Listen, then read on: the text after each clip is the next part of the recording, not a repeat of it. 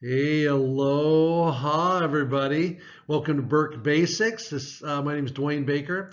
And we in the Burke group do a lot of things we call STAR learning walks. And we're in classrooms and we do observations for self-reflection and that kind of thing to improve our practices. But there's a lot of different kinds of observations these days. People are in and out of classrooms a lot. And I thought it might be helpful to clarify as we've done research with the Burke group, three kinds of observations that we see pretty often out in classrooms. I hope you find this helpful if you're doing STAR learning walks and you're kind of wondering about the whole observation process. I think this will bring some clarity to things.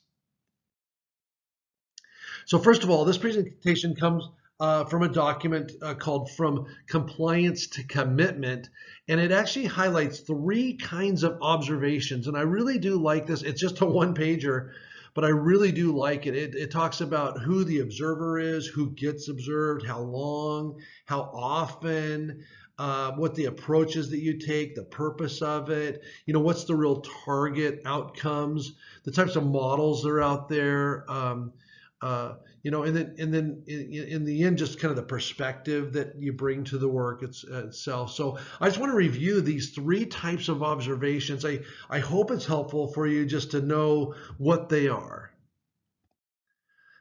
So the three types of observations we're going to chat a little bit about here are going to be, first of all, personnel evaluation. So there could be observations for the purpose of personnel evaluations. So we'll talk about that a little bit more. There could also be observations for program implementation. There's a lot of different programs schools implement all the time. And usually we want to implement those with fidelity. So people will go in with with clipboards and sometimes check off, 9 things that they're looking for, and they're actually looking for this full fidelity of the program. But then there's also observations for personal reflection. Those are the kinds that we do within the Burke group. So yes, there are different kinds of observations. There are the personnel where we're actually like bubbling in, are you satisfactory or non-satisfactory, or developing a program, or for personal reflection. So let's look at those just a little bit more.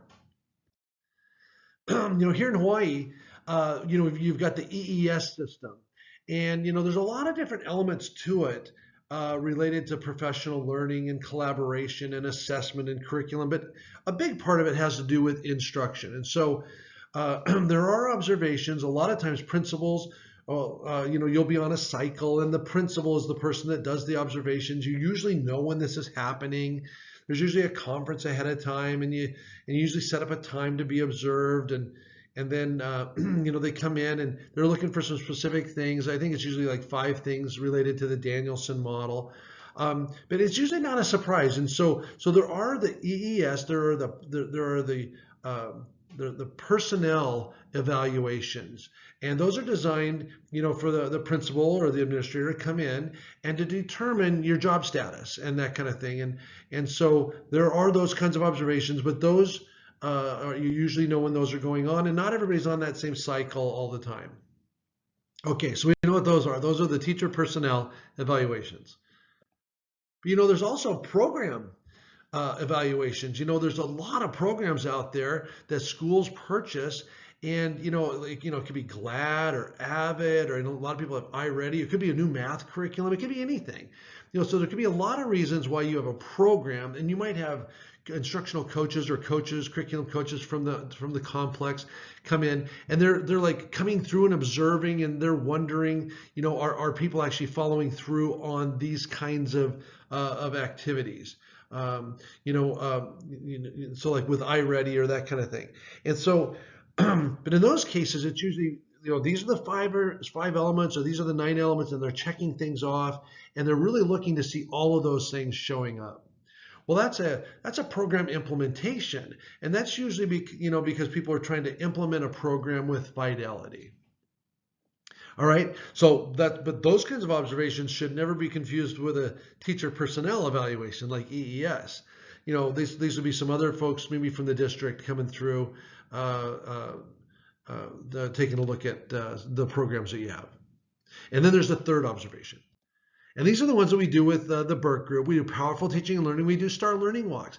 Now, the purpose of those are to go into the classroom. We're looking for 4 ideas, 4 things. They don't have to show up, but we're going to look for those 4 things, and we're going to think about how did they show up? How could they have shown up? And in the end, how are they showing up in my classroom? And then it's really designed for self-reflection. We don't need model classrooms. We don't need a perfect classroom. We just need a classroom to be in for a while and to just kind of think about our practice. And so that's an observation for personal reflection.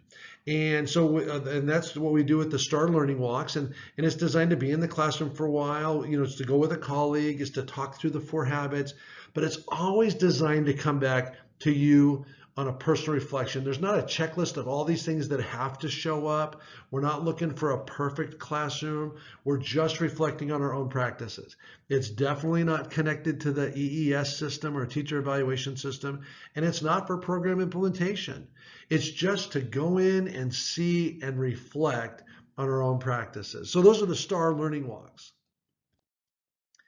And when we're in there, when you're doing the STAR Learning Walk observations, you have a rubric with you, and you're basically reading through and looking for the 3rd column.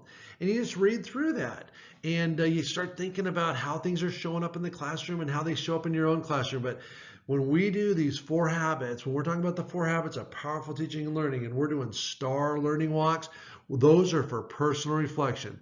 They are not for program implementation where we're checking things off they have to show up, and they're not for the teacher evaluation system at all. They're just for our own personal reflection so that we can work on our own craft together. Well, I hope that that's helpful. There's a lot of people going in and out of classrooms these days. There's a lot of observations going on. I hope talking about 3 different kinds of observations is helpful. Thanks so much for tuning in.